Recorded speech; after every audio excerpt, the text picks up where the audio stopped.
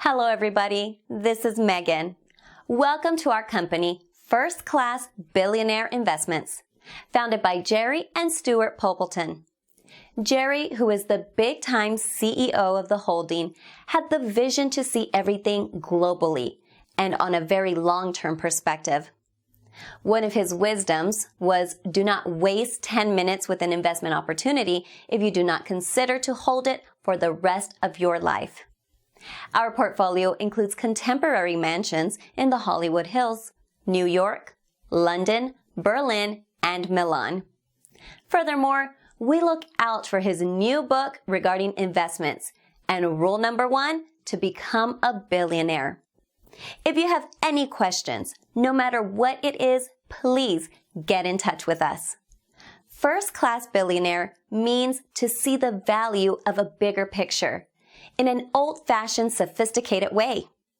Jerry used to live in many different countries, United States, United Kingdom, Austria, and Germany, before he made the decision to become a self-made man. His philosophy is old-fashioned money and not new, unaesthetic behavior. From it comes to real financial wealth. Jerry F., the founder of First Class Billionaire, goes directly for generating wealth and never short-time richness. We want to take you on a lifelong journey.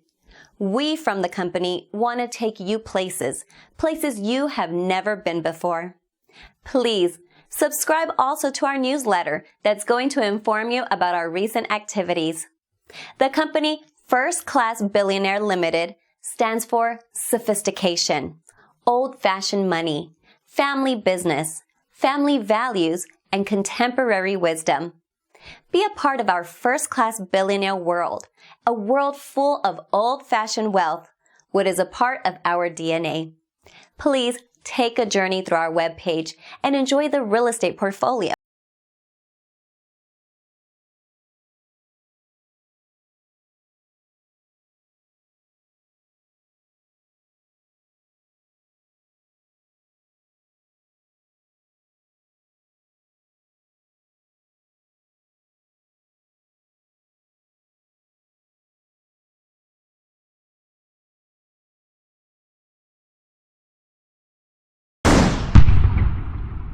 If you want to be in business for yourself and free, you must learn to dominate. You cannot compete. Okay? How many were trained this? Competition is a healthy thing. That message was not being delivered to entrepreneurs. That message was being delivered to consumers. There was somebody saying, look, the more oil companies we have, the better, because it's good for the customer. Right? The more technology companies we have, it's not just Microsoft, the better for the customer. And inventions and improvements in products comes from competition. But if you're the one playing the game, you want to dominate the field. So look, here's the deal. I might be wrong in what I say, okay? I might be wrong in the things I do in my life and the business that I started. My family's told me not to start every business that I've been involved in. Every one of them. Every one of them was a risk. Every one of them I had to take a chance. I remember my mom used to tell me, I wouldn't do that if I were you. I wouldn't do that if I were you. I wouldn't do that if I were you. I'm like, Mom, you wouldn't do anything. Well, you wouldn't do anything except be the mother, a great mother to 5 children.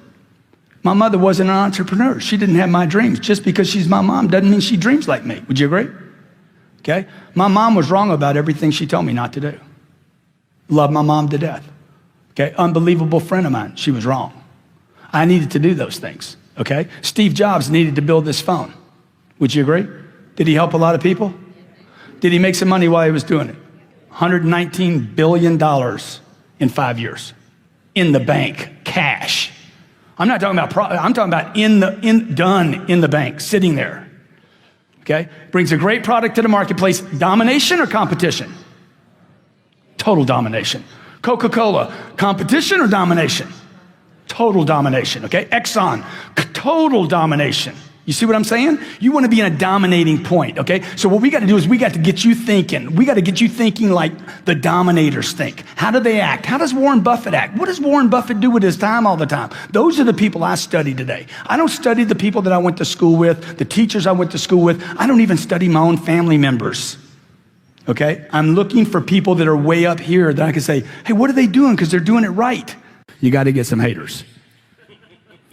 You need haters. No school is going to teach you how to get a hater. Okay? High school, elementary school, colleges, what do they teach? You want to be the most popular person. No, you want haters. Okay? The companies that are hated are the companies that are exploding. The people that are hated are the people that explode. If I don't hate you, if nobody hates you, nobody knows you. So the reason I'll tweet, for instance, when we started, we had this that newsletter that I sent out, okay? We sent it out every week.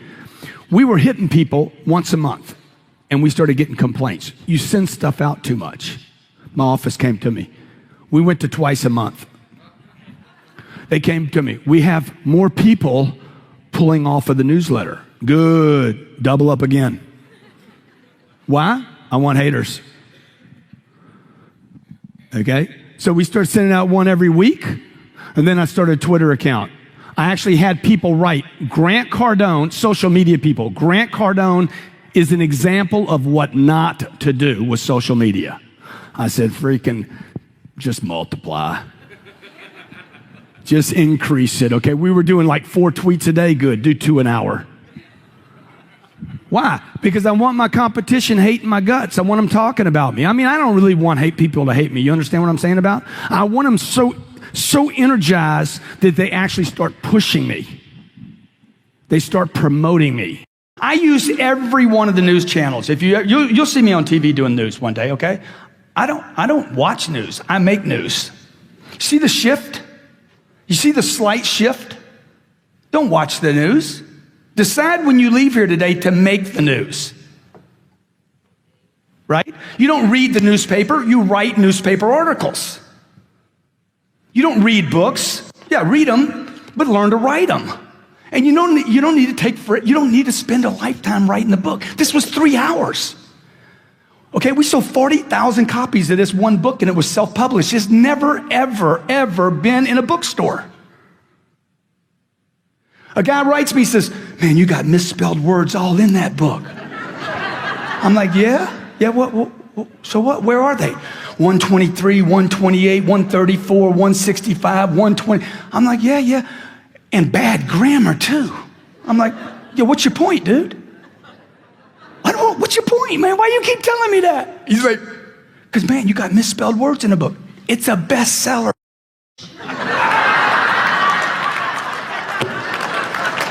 Okay, so it ain't best written, okay?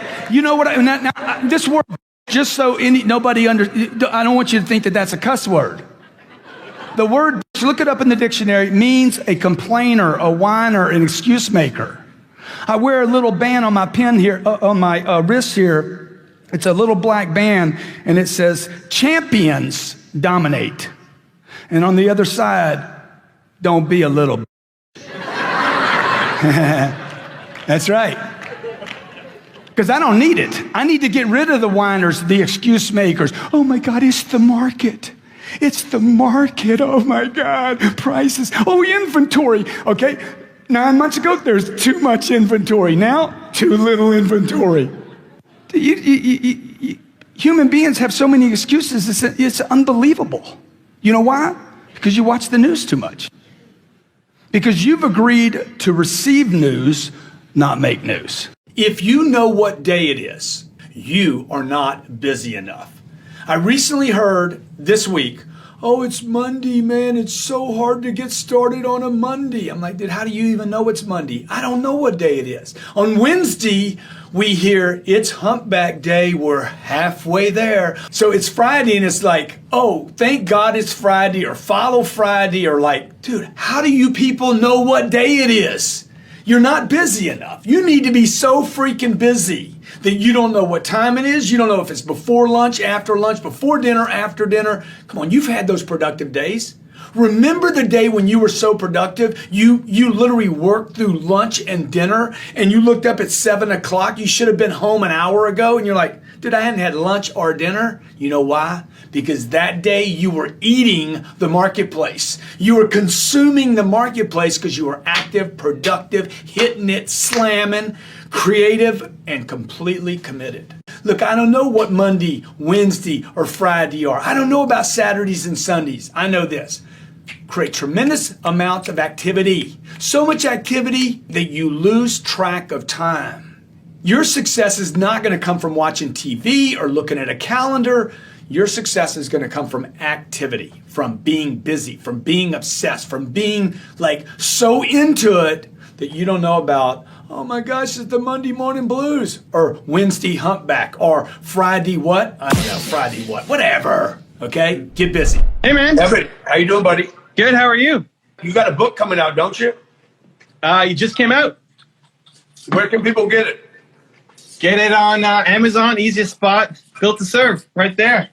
Let's go, man. If you guys don't know Evan, follow Evan Carmichael. He's got a new book out, Build to Serve. Go grab it today at Amazon. Just a good dude right here. At different places in life, I promise you, you're going to find you don't know where to go. Everybody goes through this. The most successful people in the world wake up some mornings with no clue what to do today. Okay, so first thing I want you to know is that it's normal. It happens to everybody. It's not like you're a bad person or you're lost or you're depressed or you got some problem you need to take medication for. Everybody, regardless of their stature in life, where they are, regardless of their money, their relationship, their job, they run the joint. Promise you, no matter how much they present, like they look like they got the whole package put together, everybody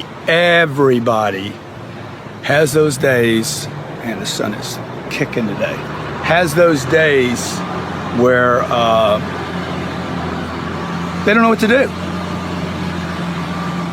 I don't know what to do. You know, uncertainty. You feel terrible. My friend Dale Christensen told me when I was 25 years old, I was experiencing depression every day. He's like, no matter what, man, no matter what, dude, show up. Even if your eyes are bleeding, show up. I've been doing that for 34 years now. Show up even when I don't want to, okay? And then what I try to do is I try to help one person. And what happened over the period of 34 years, I did that every day. I'm not depressed anymore, at least not for long periods of time. I don't use any kind of medication, don't use any kind of drugs, don't smoke weed, don't drink over excessive